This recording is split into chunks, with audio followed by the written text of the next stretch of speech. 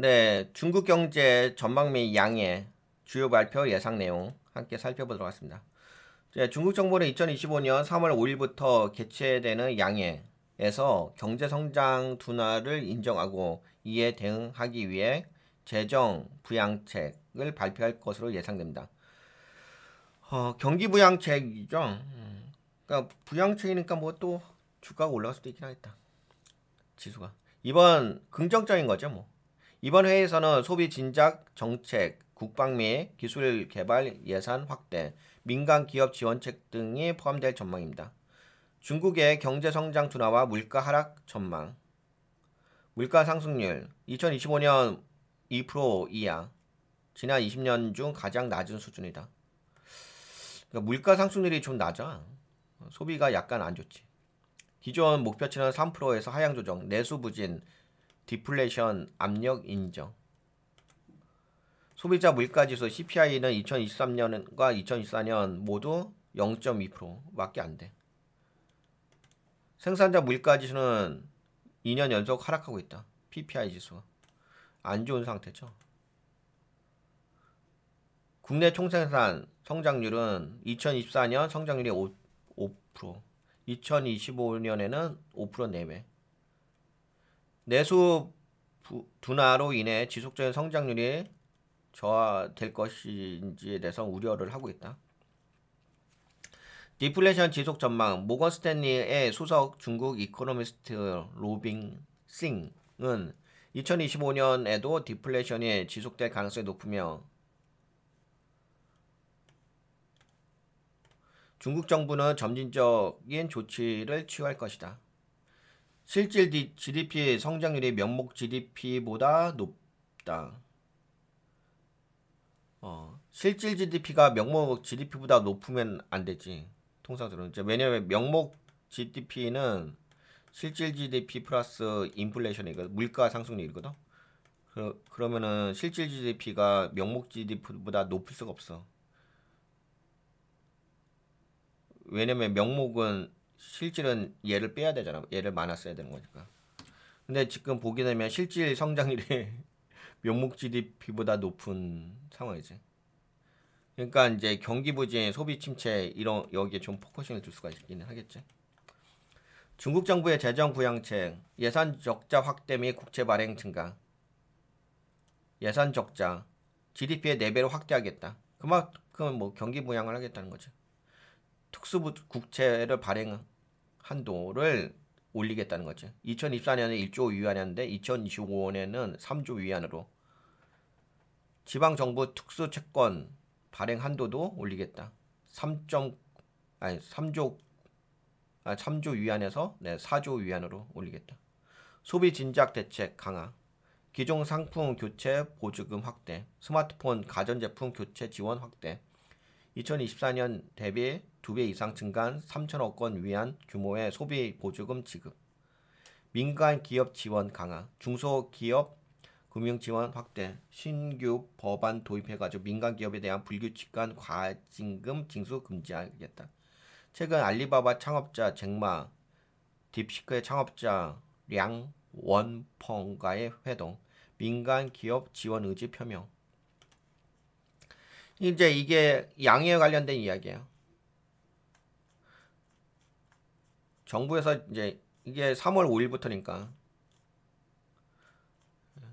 정부에서 지원하겠다는 거지. 미중 무역 갈등 및 경기 부양책의 한계, 미중과의 무역 갈등 심화. 도널드 트럼프 대통령의 중국산 제품에 대해서 추가적으로 또 10% 관세를 부과했어요. 2025년 4월 2일 이후 추가 관세 가능성. 요거는 이제 실제적으로 이제 4월 1일부터인 듯 싶습니다. 중국 수출 둔화 우려. 기술 수출 규제 강화. 경기 부양책의 한계. 맥커리의 소속 중국 이코노미스트 레리 후는 3월에는 본격적인 경기 부양책이 나오기 어려우며 그래? 정부의 경제 성장률 목표 달성을 위해 신중한 태도를 유지할 것 같다. 근데 이분은 약간은 좀 방어적인 관점으로 이야기했네. 뭐 그렇게까지 이야기 하더라도 중국 정부에서 좋은 이야기 한다 하더라도 그게 뭐 시장의 반응에 큰 영향을 줄 것 같지 않다. 근데 그건 있어요. 뭐가 있냐면 그 3월 달 되면은 우선 뭐 양해가 3월 5일부터 이야기가 막 나올 거 아니에요. 그래서 경기 부양 관련된 정책을 막 발표하겠죠. 근데 이제 다만 이제 이분은 이야기하는 게 그거지. 그렇게까지 시장 반응이 좋지는 않을 거다. 근데 또 뭐도 있냐면은 3월 중순쯤에 3월 중순쯤에 중국의 기준금리인가요? 사실상 기준금리라고 하는 그것을 인하할 가능성이 커요. 그러면 또 금리 인하하게 되면 그걸로 해서 뭐 경기 부양에 효과가 있긴 하겠죠. 만약 그렇게 되면 뭐 중국 시장이 다시 살아날 수도 있죠. 근데 솔직히 뭐 지금은 있죠. 살아 없지는 않지. 냉정하게 보시게 되면. 아니 이거 보시다시피 이미 엄청 날아가고 있잖아. 여서 해가지고 엄청 항상수 날아가고 있고. 상해는 아직은 애매하긴 하지. 예, 중국은 지금 애매해. 여기가 저항대 자리이기 때문에 일로 좀 빠질 수가 있어. 여기 공간이 있는 자리라서. 예, 애매한 건 있지. 근데 이제 여기서 빠졌다가 다시금 뭐 올라갈 수도 있는데 아직은 뭐 애매한 건 있습니다. 예, 그래서 실제적으로 이제 시장에서 반응을 어떻게 줄 것인지는 좀더 신중하게 좀 살펴봐야 돼. 네, 중국 부동산 시장 및 투자 전망, 부동산 시장 위축. 2024년 부동산 투자 전년 대비 10.6% 감소했다. 대형 부동산 개발 업체 에버그란데의 파산, 중국 부동산 시장 위기 심화.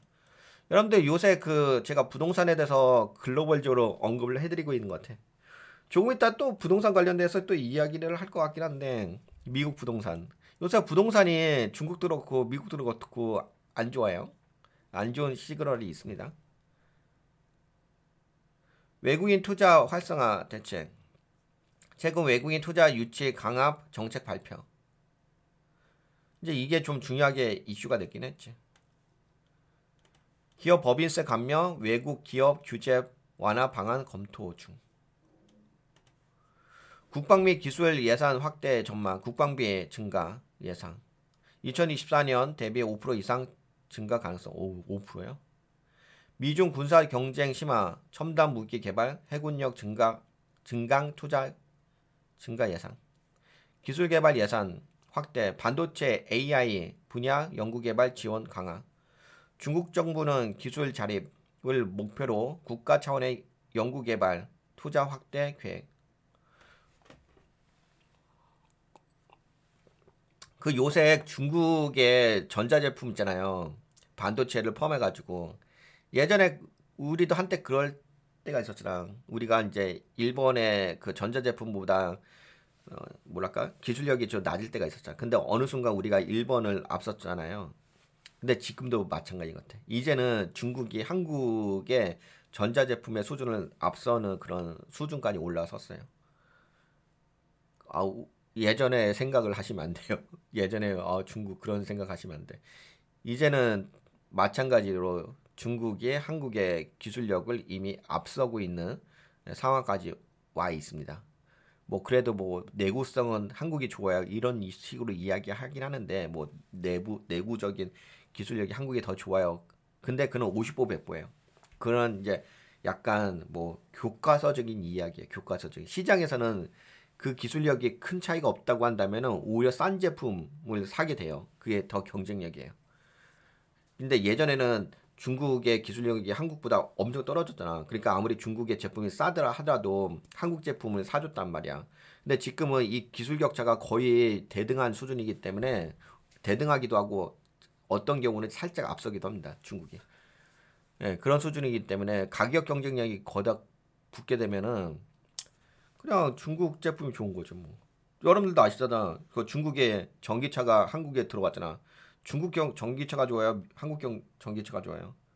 그냥 뭐 그거는 뭐 이론적으로 벤치마크 해가지고 막 따지는데 시장에서는 그렇게 따지는 게 아니잖아. 시장에서 무슨 벤치마크 해가 따집니까? 그냥 시장에서는 비슷하다 싶으면은 그 큰 차이가 없으면은 소비자들은 싼 가격의 제품을 사게 되지. 그러니까 그러니까 그만큼 경쟁력이 좋아진 거죠. 그러니까 교과서적인 이야기하고 항상 얘기잖아. 교과서적인 책에서 배운 이야기하고 현실은 다릅니다. 네, 중국 경제 방향성과 전망, 양의 핵심 이슈, 경기 부양을 위한 예산 적자 확대 및 국채 발행 증가. 다 이런 이야기가 경기 부양책이죠. 소비 진작 및 민간 기업 지원 강화. 미중 무역 갈등으로 인한 경기 부양책의 한계가 있을 수도 있겠다라고 볼 수는 있어요. 왜냐면 관세를 하도 많이 때리니까 또 관세. 만약에 이런 거죠. 어떤 거냐면 그러니까 중국에서는 경기 부양을 막 하려고 해. 근데 미국에서 관세를 또 때리고 또 때리고 또 때리고. 그렇게 되면 이제 중국도 좀 아무리 경기 부양을 한다 하더라도 그 경기 부양에 한계가 있는 거지. 그래서 이제 이코노미스트들은 그렇게 좀 평가하고 있어요. 중국 경제 주요 리스크 요인. 근데 이제 거기다가 이제 중국이 또 한 번 뭐 금리 인하라든지 그런 걸 단행하게 되면은 그게 또 긍정적으로 보일 수도 있지. 우선 중국 경제 주요 리스크 요인, 디플레이션 심화 가능성, 부동산 시장 위기 지속, 미국과의 무역 전쟁 장기화 가능성, 중국 경제 성장 기회, AI 및 반도체 기술 개발 지원 확대, 외국인 투자 유치 정책 강화, 국방 및 첨단 산업 투자 확대. 중국 경제는 정부 주도의 이렇게 말고. 중국 경제는 정부 주도의 재정 부양책을 통해 성장률 유지하려는 전략을 취할 가능성이 높다. 그러니까 이게 핵심이긴 하지. 재정 부양책. 돈을 많이 그만큼 시중에 뿌리겠다는 거지. 유동성 물량이 시중에 정부로부터 제가 얘기했잖아요. 이게 유동성 물량이 정부에서 나오는 거하고 민간 기업에서 나오는 거는 다릅니다. 예, 정부에서 나오게 되면 그게 승수 효과가 되는데 민간 기업에서 나오게 되면 그게 승수 효과가 아니에요. 그냥 그 영업적 그 사업 영역의 가치 사찰에 대한 영역인 거지. 그래서 승수 효과는 정부에서 돈이 나와야 돼요. 미중 무역 갈등이 지속되는 상황에서 경기 부양책의 효과가 얼마나 클지 지켜볼 필요가 있다. 여하튼 간에 중국 요번에 양해 이제 3월 때라서 아까 말씀드린 것처럼 경기 부양책 정책을 중국에서 계속 보일 거예요. 근데 이제 이런 게 있지. 왜 우리가 이걸 살펴보는 이유가 우리나라가 중국하고 좀 밀접한 관계가 있잖아. 물론 지금은 많이 안 좋아지긴 했는데 그래도 기대감이란 게 있단 말이야.